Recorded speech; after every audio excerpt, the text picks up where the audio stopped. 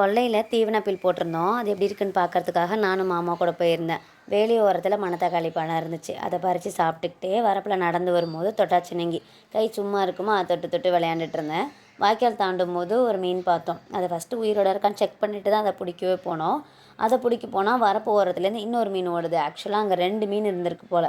எப்படியோ ஒன்று பிடிச்சிட்டோம். ஒன்று பிடிக்கலன்னு பார்த்தா தண்ணி குழம்பிடுச்சு. தெளிஞ்சதும் அதையும் பிடிச்சி கவரில் போட்டாச்சு. மீனை பிடிச்சதுக்கப்புறம் தான் ஒரு டவுட்டு, இது வயலுக்கு தண்ணி பயிர வாய்க்கால், இந்த வாய்க்காலுக்கு எப்படி மீன் வந்தது அப்படின்னு சொல்லிட்டு வாய்க்கால் போய் பார்த்துட்டு இருந்தோம்.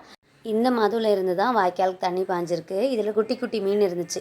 அப்போ கண்டிப்பாக இதில் வந்து பெரிய மீன் இருக்க வாய்ப்பு இருக்குது. இந்த ஏரியிலேருந்து தான் அந்த மதுவுக்கு தண்ணி பாய்ஞ்சிருக்கு. எப்படியோ மீன் இருந்து வந்துச்சு அப்படின்னு சொல்லிட்டு கண்டுபிடிச்சிட்டோம். இந்த ஏரியிலேருந்து தான் மீன் வந்திருக்கு.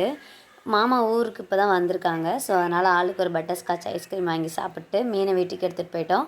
அம்மா வீட்டில் கொடுத்ததுக்கு நம்ம வீட்டை ஆல்ரெடி சமைச்சாச்சுப்பா, இது சித்தி வீட்டில் கொடுத்துருன்னு சொல்லிட்டாங்க.